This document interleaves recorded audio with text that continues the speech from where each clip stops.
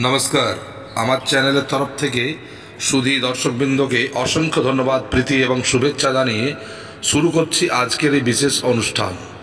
দর্শকগণ, আজ আমরা এক বিশেষ বনস্পতি তন্ত্র নিয়ে আলোচনা করব এবং এই আলোচনা স্রেফ একটি লতা জাতীয় গাছের নিয়েই এই আলোচনা।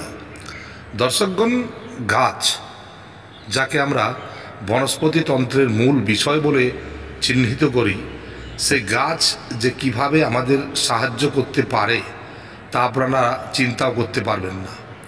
এই দুনিয়াতে গাছের মতো কোনো বন্ধু নেই যে সর্বদা আমাদের সাথে ওতপ্রোতভাবে জড়িত আছে।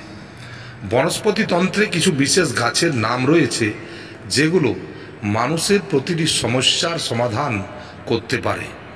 যেমন ধন সম্পত্তির সমাধান, কারো সন্তান সন্ততি উৎপত্তি হচ্ছে না তার সমাধান, কারো কোনো রোগ হয়েছে সেই রোগের রোগ নিরাময়ের জন্য সমাধান ইত্যাদি বিভিন্ন কাজে এইসব বনস্পতি তন্ত্রকে ব্যবহার করা হয়। এই বনস্পতি তন্ত্র মানুষের জীবনে বিভিন্ন সমস্যার সমাধানকে সমাধিত করে মানুষকে কৃতজ্ঞ করে তোলে। এবং তাই আমি সবার কাছে অনুরোধ করব যে আপনারা আপনার বাড়িতে, আপনার আশেপাশে গাছ লাগান, গাছ কাটবেন না।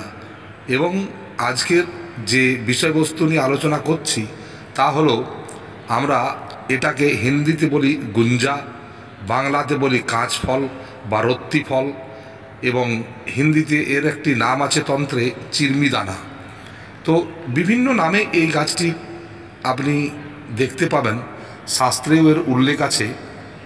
এবং আমাদের পূর্বকালে আর পুরাতনকালে যখন সোনা ইত্যাদি কোনো স্বর্ণকারের কাছে তোলা হতো তখন এই দানা দিয়েই তোলা হতো, তাই এর নাম রত্তি। অর্থাৎ এই একটি ফল এক রত্তি ওজনের সমান হয়, তাই একে রত্তি ফলও বলা হয়। তো দর্শকগণ, এই গাছটির একটি বিশেষ গুণ আছে এবং যে গুণের জন্যই এই গাছ এত মূল্যবান।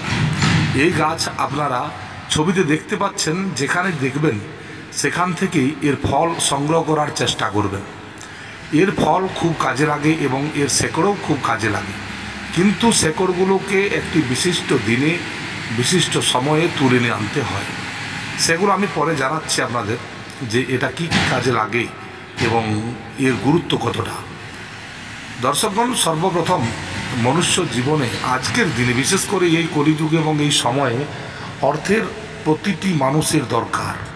কারো অর্থ এতই আছে যে তাদের খাবার লোক নেই, আবার কারো এমন আছে যাদের দুবেলা খাবারের কোনো জোগাড় নেই।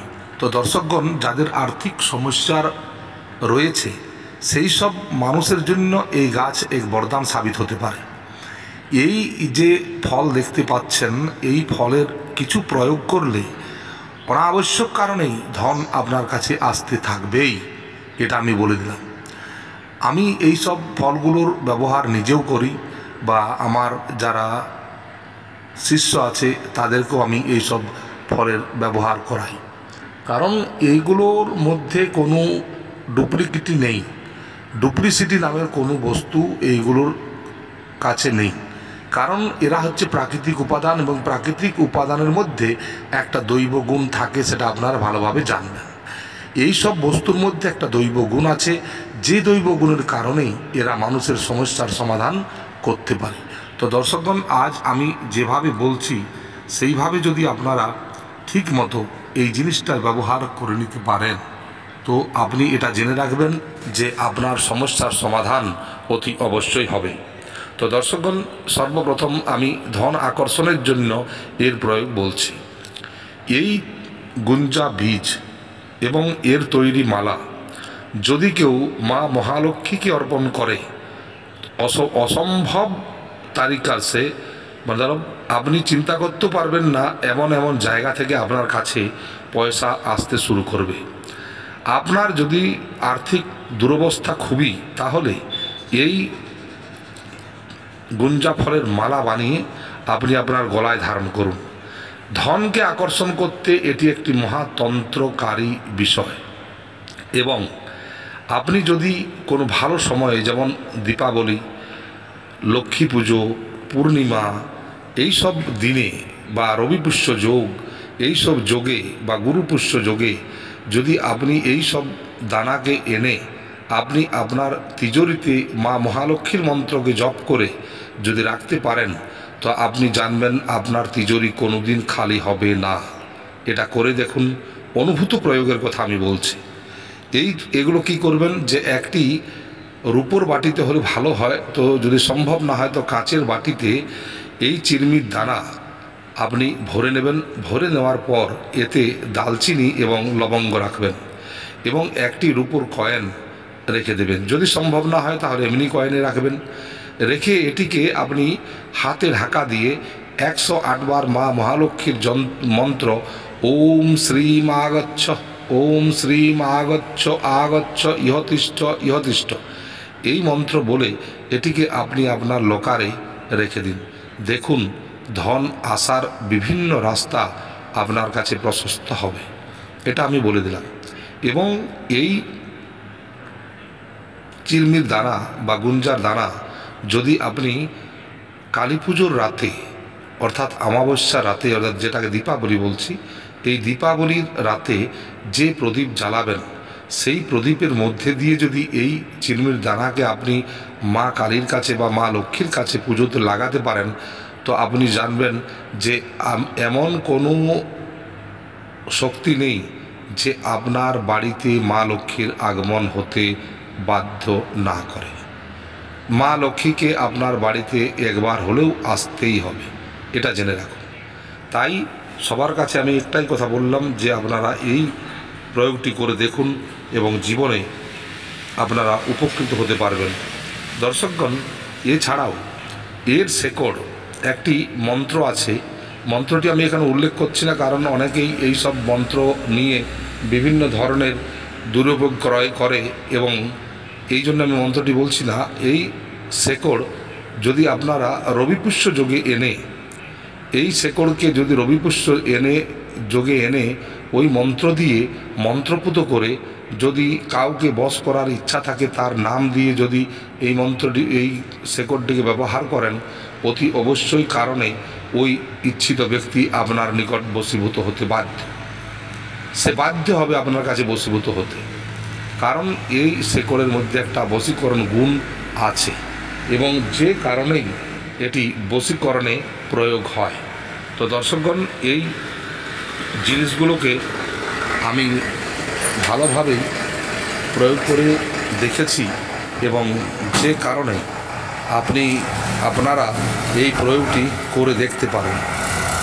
এবং যাদের বাচ্চা হচ্ছে না, অর্থাৎ যেসব মাতা কন্যা বোনেরা এখনো পর্যন্ত কোনো সন্তানের মুখ দেখেননি, তারা এই গাছের শেকড়কেও ব্যবহার করতে পারেন।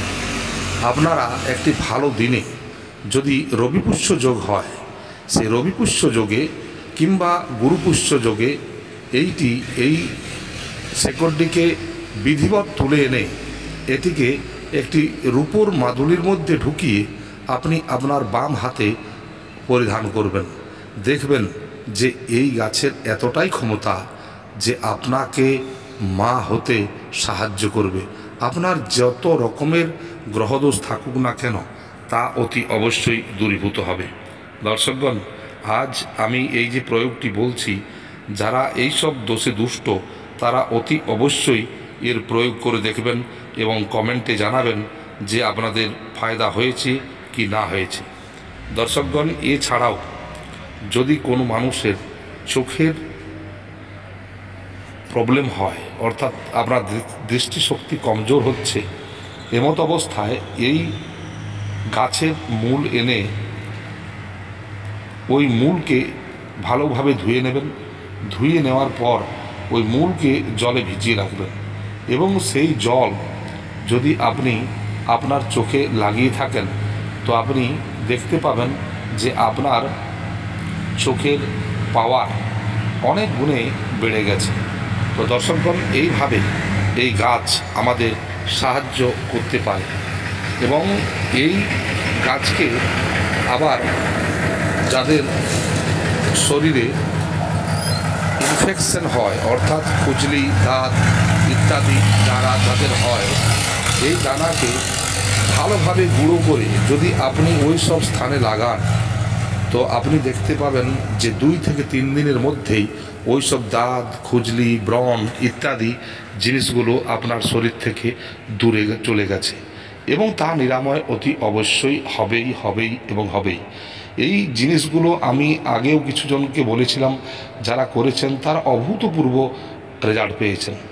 এছাড়াও যাদের স্মরণশক্তি কম, যেসব বাচ্চারা লেখাপড়া শিখছেন এবং যাদের স্মরণশক্তি খুব কম, তাদের এই শিকড় তুলে একটা তাবিজের মধ্যে ঢুকিয়ে, এবং একটি মন্ত্র বলছি, এই মন্ত্রটি ভালোভাবে মনে রাখবেন। ওম এং ইয়াং রং লং ইং এং নামা। এই মন্ত্রে আপনারা যদি ওই শেকড়টিকে মন্ত্রপুত করে একটি মাদুলির ভিতরে ঢুকিয়ে ওই ছাত্রের গলায় বা ওই ছেলে মেয়ের গলায় আপনারা ঝুলিয়ে দিতে পারেন, তো অবশ্যম্ভাবী এই শেকড়ের প্রভাবে তার স্মরণশক্তি বৃদ্ধি পাবে এবং তার জীবনে উন্নতি হবে। তো দর্শকগণ, বিভিন্ন জিনিসের মধ্যে এটি একটি এমনই গুরুত্বপূর্ণ জিনিস যা বলে বোঝানো সম্ভব নয়। বিশেষ করে যাদের খুবই দুর্ভাগ্য, দেখছেন যে কোনো কাজ হচ্ছে না, এমতো অবস্থায় এই দানা আপনি যদি আপনার পকেটে নিয়ে ঘুরতে থাকেন, অর্থাৎ সর্বদা আপনি আপনার পকেটে রাখেন, তো দেখবেন যে কিছুদিনের মধ্যেই আপনার কাছে বা আপনার উপর থেকে যে কোনো গ্রহের দুষ্প্রভাব তা কেটে যেতে বাধ্য। কারণ এর একটা সংরচনা, এই ফলটি অর্ধেকটা কালো আবার অর্ধেকটা লাল। এটা 2টো গ্রহের প্রতিনিধিত্ব করে, একটা হচ্ছে শনি, একটা হচ্ছে মঙ্গল। এই দুটোই হলো ফাস্টেস্ট গ্রহ এবং আমাদের জীবনে অধিক প্রভাবশালী। তাই এই 2টো গ্রহকে যদি আপনি একবার ঠিকঠাক মতো শান্ত করে দিতে পেরেছেন, তো আপনি জেনে রাখবেন যে আপনার জীবনে অন্য কোনো গ্রহ আপনাকে বিব্রত করতে পারবে না, বা কোনো গ্রহের কোনো নেগেটিভ ইফেক্ট আপনার উপর আসবে না। এটা জেনে রাখুন, যখন এই 2টো গ্রহ স্ট্রং, তখন আপনার